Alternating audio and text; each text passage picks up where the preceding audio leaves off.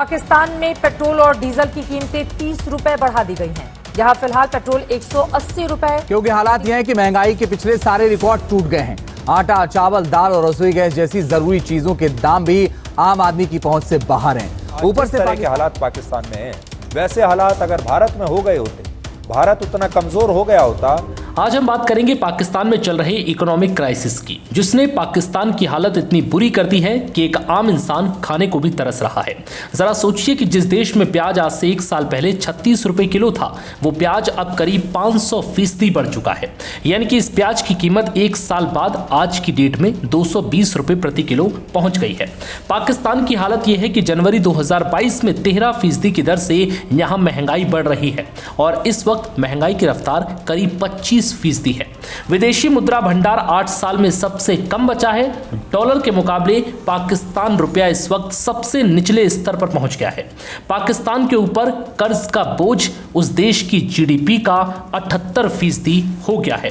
सबसे पहले आप आसान भाषा में समझिए कि पाकिस्तान में किन चीजों के दाम 1 साल पहले क्या थे और आज क्या है, और उसके बाद आपको बताएंगे कि पाकिस्तान में ऐसे हालात के लिए क्या वजह जिम्मेदार है। ऐसा क्या हुआ कि पाकिस्तान इस वक्त महंगाई के दौर से सबसे ज्यादा ग्रसित है। ये report Pakistan bureau of statistics के अनुसार हम आपको बता रहे हैं, जिन्होंने ये रिपोर्ट जारी की है कि पाकिस्तान में दामों में किस तरीके से इजाफा देखने को मिला है।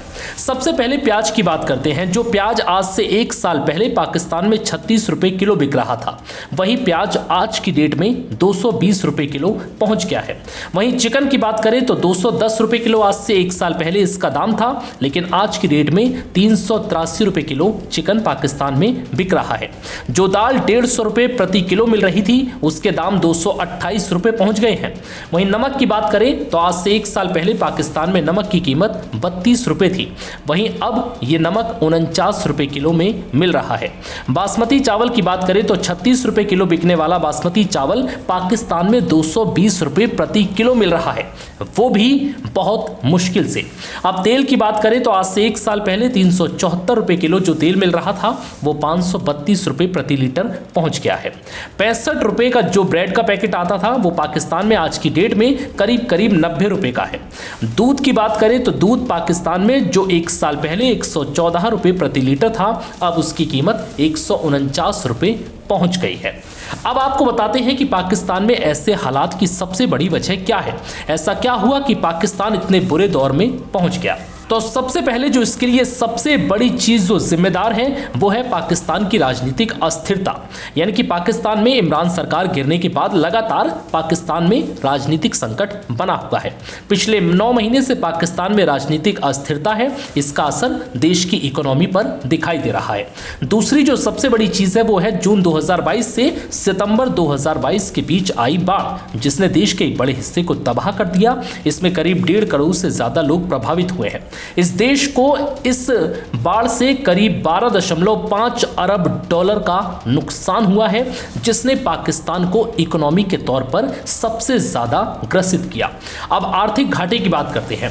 आर्थिक घाटा बढ़ने के साथ पाकिस्तानी रुपए की कीमत में भी भारी गिरावट आई है।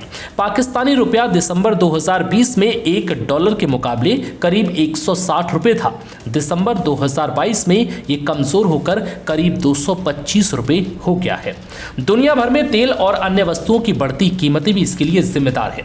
पाकिस्तान अपनी जरूरत के ज्यादातर सामान विदेश से आयात करता है और यही वजह है कि यहाँ पाम ऑयल और दवाएं और खाने पीने की चीजों के दाम भी लगातार बढ़ रहे हैं। अब पाकिस्तान में तेजी से बढ़ रही महंगाई दर की बात करते हैं।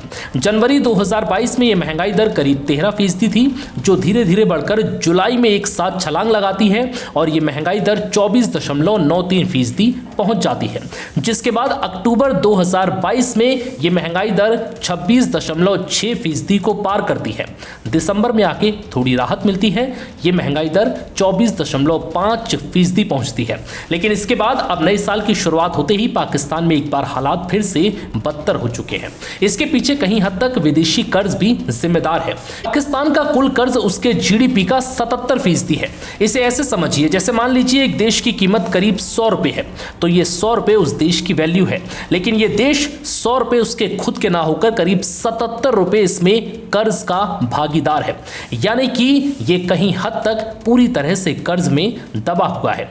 पाकिस्तान पर 2016 में उसके जीडीपी का करीब 61% कर्ज था, जो आते आते लगातार बढ़ते बढ़ते 2022 में आज की डेट में 77.75% पहुंच चुका है, जो पाकिस्तान के ऐसे दौर के लिए कहीं हद तक जिम्मेदार है।